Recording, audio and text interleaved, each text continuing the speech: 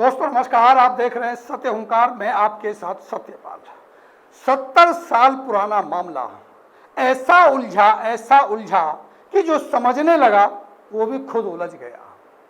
गरीबों के ऊपर मार पड़ी हो, भूमाफियाओं का जोर हो और उदाहरण समझना हो कि आखिर भूमाफिया किस तरह से जमीन के लपेटे में गरीबों की मार करते हैं, इससे बड़ा उदाहरण हो नहीं सकता। मैं बात कर रहा हूं नवीनगर सोसाइटी की। आज से 70 साल पहले यहां लोगों को बसाया जाना था, प्लाटिंग होनी थी, प्लाटिंग भी हुई, लोग भी आए, प्लॉट धारक भी आए, लेकिन लोग बसे नहीं। और अगर लोग बसे भी तो वो बसे जो गरीब थे और यहां आकर के लुटते रहे। अभी मामला और उलझता जा रहा है। मैंने पहले भी इसके बारे में आपको बताया। अगर आप इस मामले को समझने की कोशिश करेंगे, जो ये पूरा इलाका पीछे आप देख रहे हैं खाली, अगर इसके मामले को समझने की कोशिश करेंगे तो आप खुद माथा पकड़ के बैठ जाएंगे और इसकी पूरी कहानी को समझ नहीं पाएंगे। कौन इसका मालिक है, किसने किसको जमीन बेची, आप अंदाजा लगा नहीं सकते। यकीन मानिए इसके आसपास का जो इलाका है वो सारा का सारा बस चुका है, लेकिन यही एक ऐसा इलाका है बीच में जो खाली पड़ा हुआ है। बसना भी चाहता है, बसाने वाले भी हैं, लेकिन बसता फिर भी नहीं। गरीब लोग आते हैं, यहां सस्ते में जमीन लेते हैं और सोचते हैं कि गरीबों का आशियाना यहां बना लेंगे, लेकिन वही जमीन जो वो सस्ते में लेते हैं उन्हें और महंगी पड़ जाती है। आप जानते हैं क्यों महंगी पड़ जाती है?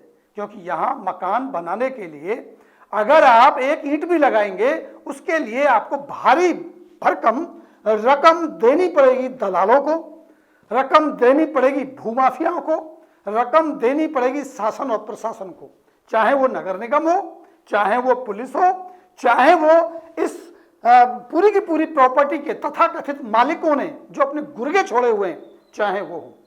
बहुत ही उलझा हुआ मामला है। और अगर आप किसी तरह से पैसे दे लेके कच्चा पक्का मकान बना भी लेंगे, इसके बाद अगर आप रहने के लिए मीटर लगवाएंगे उसके लिए भारी भरकम रकम देनी पड़ेगी। और अगर आप यहाँ पानी पीने के लिए नल लगाएंगे, पंप लगाएंगे, समरसेबल लगाएंगे, तो भी आपको 10,000, 20,000, 30,000 रुपये देना पड़ेगा। भले ही ये लगता हो कि आप गरीब हैं, सस्ते में आपको जमीन मिल रही है, लेकिन ये जमीन आपको सेक्टर से भी महंगी पड़ने वाली है। और उसके बाद जो कानूनी कार्रवाई चल रही है, जो केस चल रहे हैं, अगर ये आपके खिलाफ आ गया तो आपका घर भी जाएगा, आपकी जमीन भी चली जाएगी। और फिर आप सिर्फ शासन प्रशासन को, इन भू माफियाओं को दोष देंगे और कहेंगे कि हमको लूट लिया, हम गरीबों को मार दिया। हम आगाह करते रहते हैं कि इस तरह की विवादित जमीनों में गरीब लोग कम से कम ना जाएं, और यही हमारा मकसद रहता है ये वीडियो बनाने का, कि कुछ लोग जो भले हैं, सीधे हैं, वो ऐसे लोगों की ठगने की ठगियाई में आने से बच जाएं। दोस्तों एक और बड़ा सवाल, इस जमीन को लेकर के बहुत ही अजीब तरह की उलझन है। कोई कहता है इसका प्रधान मैं हूं, कोई कहता है इसका प्रधान मैं हूं, कोई कहता है इस जमीन का मालिक मैं हूं, फला फला तरीके से मैं मालिक हुआ, तो कोई कहता है इसका मालिक मैं हूं। असल में इस पूरी पेचीदगी को अगर आप समझना चाहेंगे तो शायद समझ नहीं पाएंगे। मैंने करीब करीब पिछले 6 महीने से लगातार इस पूरे मसले को समझने की कोशिश की है, लेकिन भेजे में आती नहीं, क्योंकि एक के बाद एक केस है, केस के पीछे रजिस्ट्री के ऊपर केस, और ये सारी कहानियां यहाँ चलती रहती हैं। लेकिन अभी जो एक मामला मेरे संज्ञान में आया है कि एक तथाकथित प्रधान, जो अपने आप को सोसाइटी का प्रधान कहते हैं, उनके ऊपर एफआईआर दर्ज हुई है। उस एफआईआर के मजमून को जब आप पढ़ेंगे, उस हुई एफआईआर के पूरे मामले को जब आप पढ़ेंगे, तो आपको हो सकता है कि नवीनगर का ये उलझा हुआ मामला थोड़ा थोड़ा समझ में आ जाए, थोड़ा थोड़ा समझ आ सकता है, क्योंकि उनके ऊपर गंभीर धाराओं में एफआईआर हुई है। थोड़ा सा मामला मैं आपको बता देता हूं, सीधी सीधी भाषा में मैं आपको बता देता हूं कि 70 साल पहले एक कंपनी ने यहां जमीन लेकर के कुछ लोगों को प्लॉट देने की बात की। दिल्ली की कंपनी थी, लोग आए और 100-100 गज, 150-150 गज के प्लॉट मिल करके इस इलाके में किसानों से जमीन खरीद करके ले ली। लेकिन वो कंपनी सही से चल नहीं पाई, तो उसने कहा इन प्लॉट होल्डर्स को, जितने भी प्लॉट के मालिक थे, कि आप सब मिलके एक कंपनी बना लीजिए, मैं ये जमीन आपकी कंपनी के नाम कर दूंगी, उसके बाद आप अपना यहां रहना बसेरा अपना कर लेना। 70 साल पहले एक कंपनी बनती है जिसका नाम है green estate and HRE plot holders. इसके नाम से कंपनी रजिस्टर्ड हुई, कंपनी दिल्ली में रजिस्टर्ड हुई, उसकी एसोसिएशन बनी, उसका एक प्रधान बन गया और उसके बाद यहाँ व्यवस्थाएं धीरे धीरे होने लगी। उसी बीच लालची लोगों ने विघन डाला होगा, जो व्यवस्थाएं हैं जो आप समझने की कोशिश करेंगे। तो कहा यह गया कि हरियाणा में जमीन पड़ती है, दिल्ली से रजिस्टर्ड हुई है एसोसिएशन, इसे अब दिल्ली से हरियाणा से करा लिया जाए। तो एक और एसोसिएशन हरियाणा से रजिस्टर्ड कराई गई और उसका उद्देश्य ये था, जो बताया जाता है, सही इसकी वेरीफाइड तो मैं भी नहीं कर सकता, जैसा मैंने सुना कि वो जो नवीन नगर सोसाइटी, नवीन नगर कोऑपरेटिव सोसाइटी के नाम से जो एक और सोसाइटी रजिस्टर्ड कराई गई हरियाणा से, फरीदाबाद से, वो इसलिए कराई गई ताकि यहाँ डेवलपमेंट के काम किए जा सकें। और 1835 मेंबर जो नवीन नगर सोसाइटी में थे, जो ग्रीन एस्टेट के मेंबर थे, उन्हीं मेंबरों को उसमें मेंबर बना लिया। कोई अलग से मेंबर नहीं आए, 2 एसोसिएशन बनी, लेकिन 1835 ही मेंबर रहे।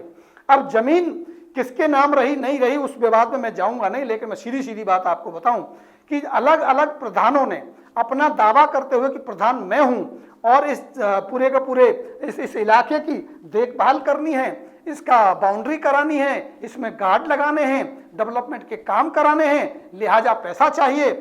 तो इन्होंने गलत पेपर बना करके अपने आप को प्रधान बना करके और जमीनें बेचनी शुरू कर दी। किसी ने 2 एकड़ बेच दी, किसी ने 1 एकड़ बेच दी, और वो पैसा ये प्रधान, जो तथाकथित प्रधान है, ये खाने लगे। और यहीं से हुई इस पूरे के पूरे विवाद की जो जड़ बनी, वो यहाँ से शुरू हो गई। और जो प्लॉट होल्डर्स थे वो इस उम्मीद में कि प्लॉट यहाँ डेवलप हो जाएंगे और हमें मिल जाएगा, इस उम्मीद में अलग अलग प्रधानों पर भरोसा जताने लगे। 1835 जो मेंबर थे वो कंफ्यूज हो गए, कुछ मर गए बेचारे, कुछ छोड़ के चले गए, और यहाँ पूरा का पूरा इस जमीन को हड़पने का काम चलने लगा। इसमें एक विशेष व्यक्ति का नाम मैं लूंगा जो अभी जिनके ऊपर FIR हुई है, संजय पुंज। वो भी कहते हैं कि मैं इस सोसाइटी का प्रधान हूं, जबकि संजय पुंज जो लोग कहते हैं कि वो नियमानुसार प्रधान नहीं है, उनके खिलाफ कई बार पहले भी FIR हुई, उन्होंने कई बार जमीन बेची और पैसे हड़प लिए। अभी भी जो एक मामला नया संज्ञान में हमारे आया है, उस FIR को मैं पढ़ के आपको सुनाऊंगा, उसमें भी उन्होंने जमीन बेचने और पैसे हड़पने का मामला है।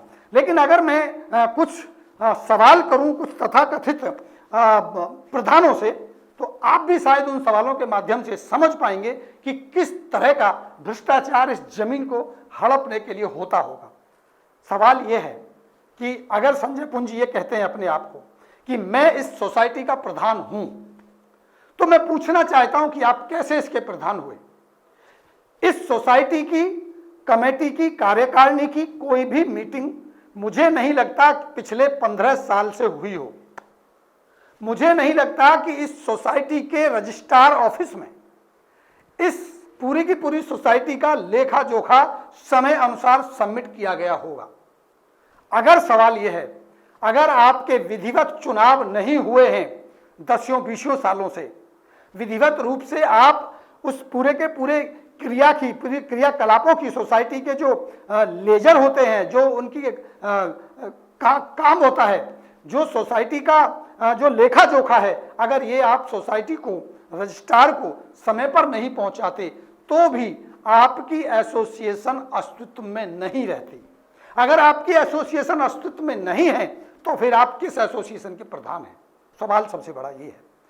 फिर आप तथाकथित प्रधान होकर के इस जमीन में 1-2 एकड़ जमीन बेचने का अधिकार किस हैसियत से रखते हैं? सबसे बड़ा सवाल।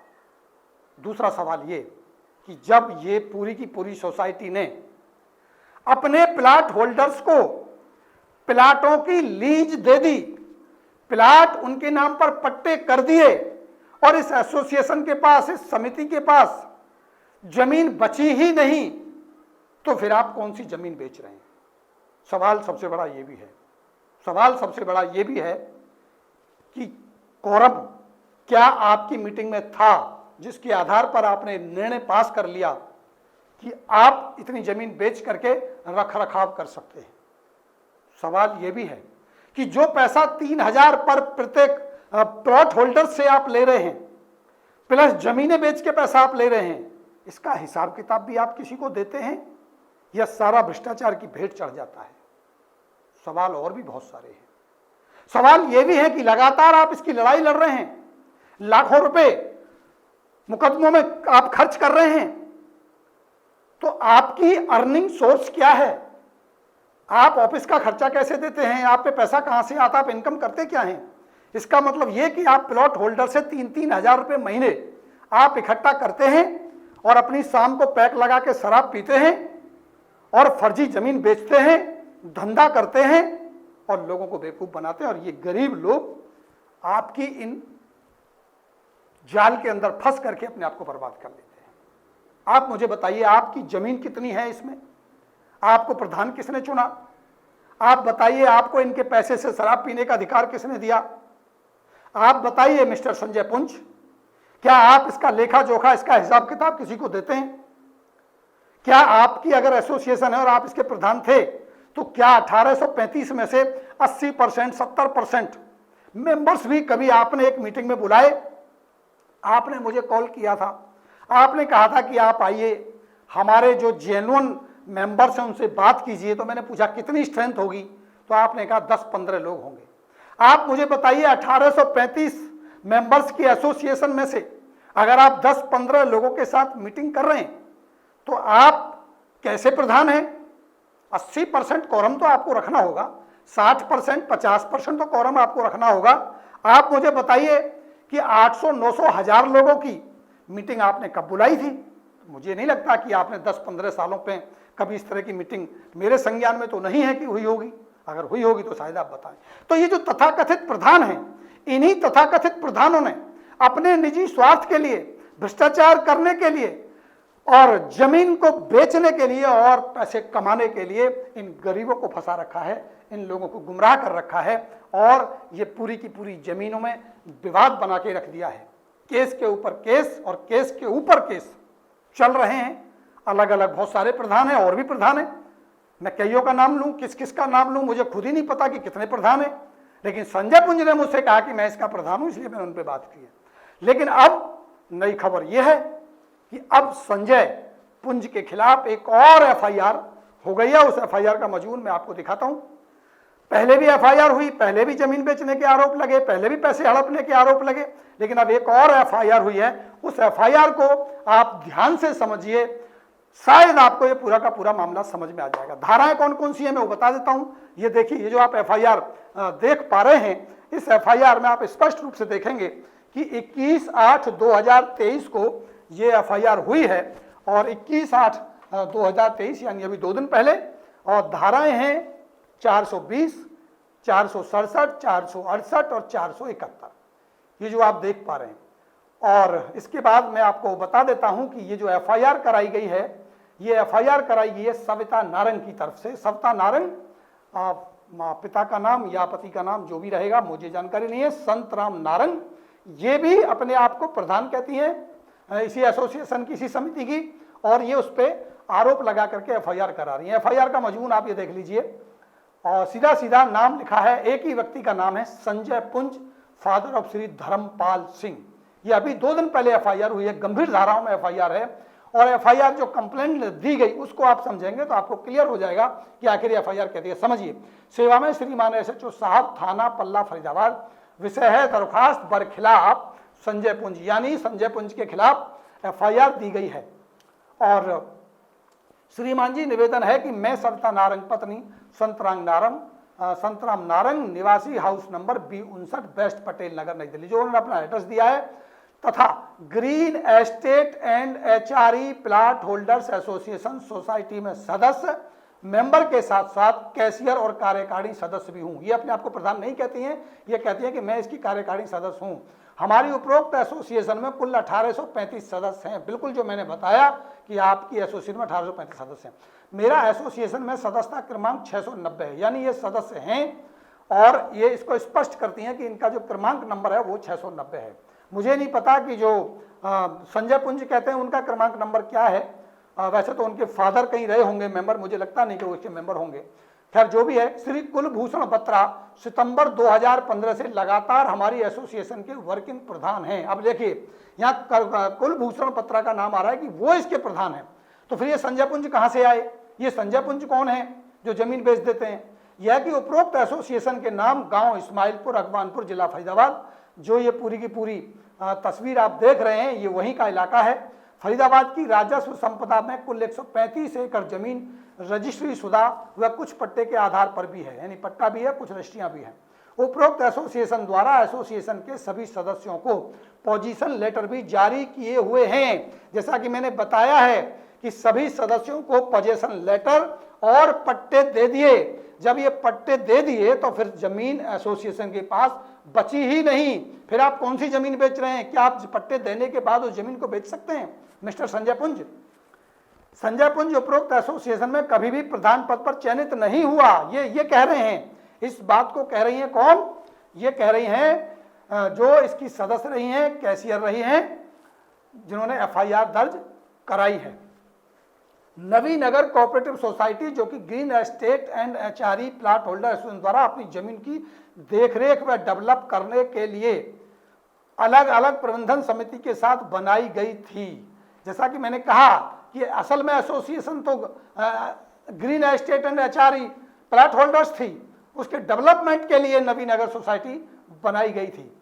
लेकिन कोऑपरेटिव सोसाइटी जो 2016 से 2021 तक प्रधान रहा संजय पुंज, कहने के लिए संजय पुंज इसका प्रधान रहा है। संजय प्रधान कभी green estate HR plot holders का प्रधान रहा ही नहीं है।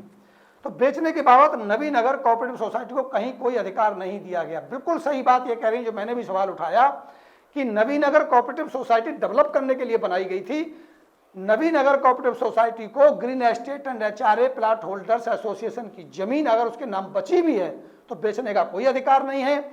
और ये एसोसिएशन ने अपनी जमीन प्लॉट होल्डर्स को कर दी, तो प्लॉट होल्डर्स की जमीन भी बेचने का अधिकार नवीन कोऑपरेटिव सोसाइटी को हो ही नहीं सकता। ये बिल्कुल सही बात है। यह कि संजय पुंज ने उपरोक्त एसोसिएशन की दिनांक 15/7/2016 को संपन्न हुई जनरल बॉडी की मीटिंग में संस्था की 2 एकड़ जमीन बेचने का फर्जी प्रस्ताव पास करके दिखाकर लोगों को एग्रीमेंट के आधार पर बेच दिया है। 15/7/2016 को फर्जी एग्रीमेंट बना के आपने जमीन बेच डाली मिस्टर पुंज, और इसी की शिकायत हुई है।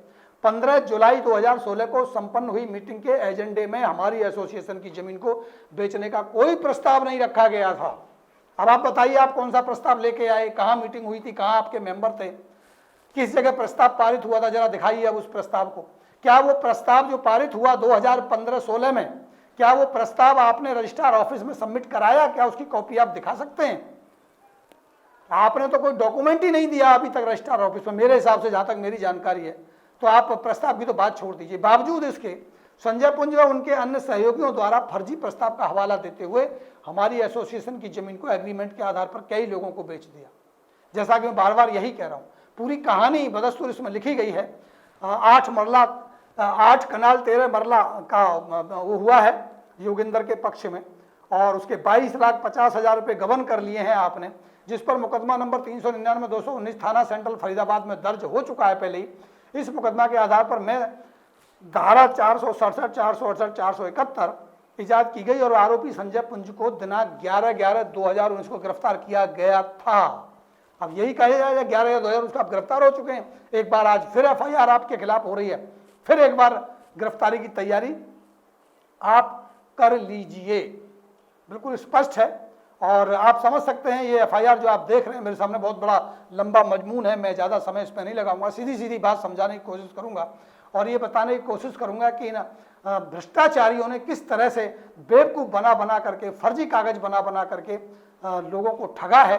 गौरतलब है कि संजय पुंज के द्वारा एक इकरारनामा 19/9/2020 राजेश कुमार जैन के पक्ष में रकबा 2 कनाल 2 मरला का किया व रकम 65 लाख रुपए गबन कर लिए, जिस पर मुकदमा नंबर 254, पहले भी आपने 65 लाख गबन किया तो उस पर भी 254 उसके साथ सेंट्रल फरीदाबाद में मुकदमा दर्ज हुआ। आरोपी संजय को दिनांक 12/22 को गिरफ्तार किया गया। लोग अब दोबारा भी गिरफ्तार हुए, इसका मतलब आप आरोपी संजय पुंज के द्वारा अपनी निरंतर जमानत याचिका माननीय अदालत में श्री अमृत सिंह ASJ में याचिका दायर की, जो माननीय अदालत द्वारा दिनांक 10/11/2022 को रद्द के आदेश फरमाए। उसके पश्चात आरोपी संजय पुंज द्वारा अपनी निरंतर जमानत, पूरा डिटेल इसमें दिया है, आप समझ सकते हैं। और यही वो FIR है जो पल्ला थाने में अभी की गई है और पूरा मजमून इसमें बताया गया है। ये FIR अगर आप पढ़ सकते हैं तो मैं जो मेरे इस पेज पर चल रही है आप पढ़ लीजिए, बहुत लंबा है मामला, पूरा डिटेल में लिखा गया है कि बावजूद दिनांक 28/9/2020 को राज सिंह के पक्ष में सोसाइटी की जमीन के बारे इकरारनामा तय कर दिया। आपने ना जाने कितनों को, अब देखिए विचाराधीन न्यायालय में कितने हैं। नंबर 1 मुकदमा नंबर 399 दिनांक 11/7/2019, जिसमें धारा है 420, माफ कीजिए 406, 420, 467, 468, 471। उसके बाद में है मुकदमा नंबर 2, दूसरा मुकदमा नंबर है 686 दिनांक 19/11/19, धारा 406, 420, थाना पल्ला फरीदाबाद में। मुकदमा नंबर 3 254 दिनांक 1/7/2022, मुकदमा नंबर 254 दिनांक 1/7/2022, धारा 420, 467, 471। देखिए पुंज साहब तथा कथित प्रधान संजय पुंज जी 420, 467, 468, 471 तो आपके पत्रे में लिख के आई है, बिल्कुल नसीब में लिख के आई है। लगातार 3 FIR और चौथी FIR अभी और भी शायद कहीं दिखाई दे रही है मुझे। मुकदमा नंबर 168 चौथी भी 5/3/2017 को 420, 467, थाना सराय ख्वाजा में। पांचवा मुकदमा 398 दिनांक 30/6/2016, धारा 188, 506, थाना सराय ख्वाजा में। कमाल कर दिया आपने तो। हमारे सोसाइटी की काफी जमीन पर संजय पुंज की सहयोगी दुर्गा तिवारी, शिव कुमार दास उर्फ बाबा पुत्र स्वर्गीय श्री दास द्वारा, अब भैया ये कौन कौन है भगवान जाने, द्वारा स्वयं भी अवैध कब्जा किया हुआ है। वह अन्य लोगों से पैसे लेकर अवैध कब्जा करा रहे हैं, क्योंकि ये अपने सहयोगियों के साथ मिलकर पहले फर्जी तरीके से सोसाइटी की जमीन अपने आदमियों को बेचता है, जैसा मैंने बताया आपको पहले। और यदि कोई इकरारनामा पकड़ा जाता है तो कोई शिकायत करता है जो कानून की नज़र में धूल झोंकने और जमानत लेने के लिए उस क्रेता से समझौता दिखा देता है चालाकी से। ये देखिए कितना बड़ा स्क्रिप्ट लिखी जाती है, जो कि इसका हर बार अपराध करने का तरीका मात्र है। यानी ये आदतन अपराधी हो गया है, आदतन मुजरिम हो गया है। ये बात लिख रही हैं संजय पुंज एक आदतन मुजरिम बन चुका है, ये बार बार लिखा जा रहा है। जो कानून व पुलिस को कुछ नहीं समझता, जो कि इसके पिछले रिकॉर्ड से साफ पता चलता है। इसलिए संजय पुंज के खिलाफ राज सिंह के पक्ष में सोसाइटी की जमीन विक्री करने के बारे फर्जी बोर्ड रेजुलेशन के आधार पर फर्जी इकरारनामा, पूरा डिटेल इसमें लिखा गया है और आप इसको समझ सकते हैं। ये एक नई FIR हुई है, इसलिए मैं यही कहना चाहूँगा इस अपनी रिपोर्ट के माध्यम से कि ऐसे लोगों से आप बचिए और ये जो विवादित जमीन है इसमें आप प्लाटिंग मत लीजिए, क्योंकि आपको लगता है सस्ते में मिलेगी, आपको लगता है कि मामला उलझा हुआ है, आपको फायदा हो जाएगा, लेकिन हो सकता है आपके पैसे ही बर्बाद होंगे और आपको जेल जाना भी पड़ सकता है इन भ्रष्टाचारियों के चक्कर में। इनके दिन तो पूरा अब बची कुची जिंदगी तो अब इनकी कटने वाली है जेल में। तो ये थी खबर। इस पर जैसे भी कोई नई खबर आती है, कोई नई पड़ताल आती है, इस केस में संजय पुंज जो तथाकथित प्रधान है, ये कब अरेस्ट होता है इस पर भी हमारी नज़र बनी रहेगी और हम आपको इस पूरे मामले को जरूर दिखाएंगे। जुड़े रहिए हमारे साथ और देखते रहिए सत्य हुंकार। अभी लेता हूँ इजाजत, नमस्कार।